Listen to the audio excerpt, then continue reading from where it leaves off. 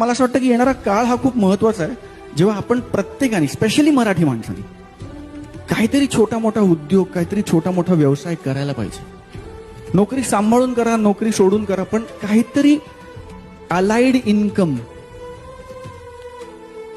काहीतरी एक business income generate करायला सुरुवात व्हायला पाहिजे. आणि मराठी माणसांना मदत करायला पाहिजे.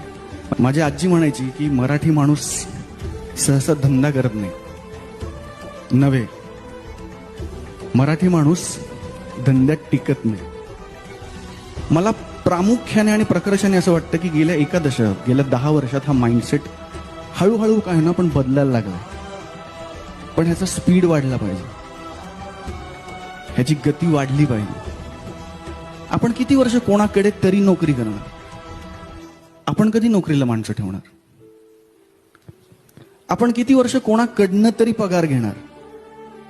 आपण कधी लोकांना पगार देणार? आपण किती वर्ष कोणाचं तरी ऐकून घेणार? आपण कधी इन्स्ट्रक्शन्स देणार? तर हा माइंडसेट डेव्हलप व्हायला पाहिजे.